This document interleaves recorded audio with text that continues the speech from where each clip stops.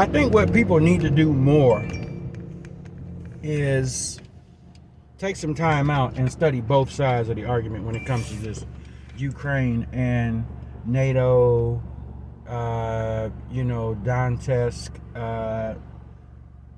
and Luhansk, Russia, NATO. When you hear, because all of our side we hear is what they want us to hear, right? But this is the reason why I like listening to international news. I like to check out both sides, and you get a different perspective. Now, I ain't on nobody's side except for that guy's side right there, Yeshua. That's whose side I'm on. But what I'm saying is, people wouldn't be so quick to judge and call Putin whatever colorful names people have for him, or because you're led to believe that the dude is a bad guy based on our Western news. But if you listen to him and hear what he has to say, then you listen to the people when they celebrated being freed from Ukraine. Now, of course, it's not like me knowing all of my black history. Okay, that's not what I'm saying. But what I'm saying is there would be less judgment on the side of sheeple brainwashing, thinking that this whole situation is all their fault. And it has nothing to do with the U.S. and NATO. Okay? Nothing to do with it. Both sides have their issues. But when I hear from the people on these newscasts giving their personal account and report about how their lifestyle has been made a living hell as Russians, golly, living in Ukraine. Our governor ain't fixed no streets here. None. But she claimed she was going to do that when she got in office. But I think if you really get the point and figure out what it is that these folks want, they do want some freedom. I'm just going to tell you like that, folks. Now you have this whole thing now. Putin says he's calling for a ceasefire between the two states that he just gave independence to from Ukraine. That upset the NATO faction, the Europe faction. They didn't like that.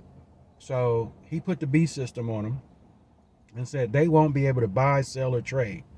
Nobody's allowed, that's an executive order, to do business with Donetsk or Luhansk because of what Putin just said. So as far as I'm concerned, that really lights the fire under the Russians, right? Now, watching their meeting that they had today, most of them feel like it's the U.S. They call them the masters of the world. Everybody has to abide by what they say, and NATO. And they always want to call a meeting, but never want to tell us what the meeting is about. And they want to throw sanctions all over the place and make us look like the bad guy. So, again, when you hear both sides of the story, it kind of makes you think, okay, and the brainwashing is so that you would go along with the slave master's plans, okay? Forget about hearing what they have to say. But if you don't reach out, you don't search out the intelligence yourself, you'll be like a whole lot of the folks. And what I found crazy was, after I finished watching that, all the news handles blew up that was opposed. Oh my God, we need to sanction Putin's entire parliament. Oh, these guys are just god awful. He's the devil. He's Satan. I'm like, wait a minute. That's not what I heard.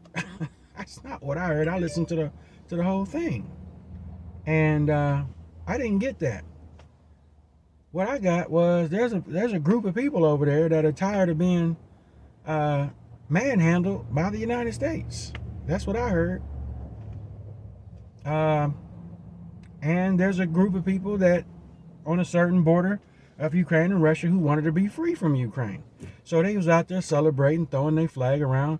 Then they got people commenting, oh, you don't know what you're commenting about and blah, blah, blah. These people, I'm never going to go against a group of people's freedom.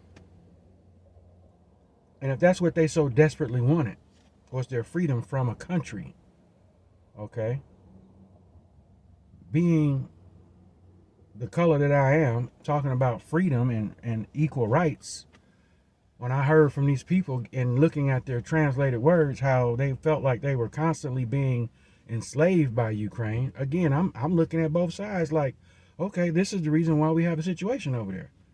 But to us, it's being put off as, no, that's not what it is. Russia's the bad guy in all of this. And Ukraine is just defending their territory from the incoming satanic faction called the Russian group. I mean, that's all media control. The Rockefeller, John B. Rockefeller, the oil tycoon, he installed that when he bought out the radio stations. And then when he figured out he could get more out of his dominion, he bought up all media so that he could control the narrative. So here in the States and other countries, they do it in Russia, they do it in Ukraine, they do it in China. They all control the narrative. And so you need to piece together different aspects of it so you can get the real truth. Because if not, you'll be brainwashed in believing that these guys are the bad guys and we've done nothing wrong. And then again, that's why the United States is, I believe, Babylon.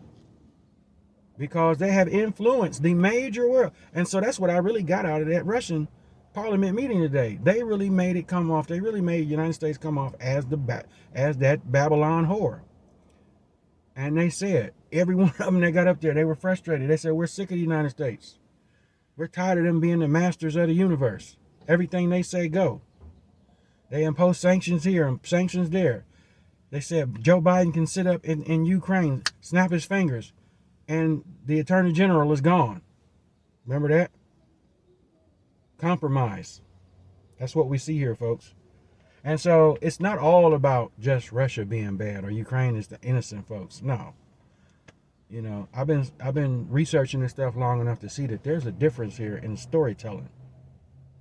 And the storytelling, folks, is just that, stories. History means his story. His story over his story. Matter of fact, remember that. His story. History come together because it's somebody's story. It just depends on which one you're going to believe. But if I believe the correct story, I believe his story. Deuces.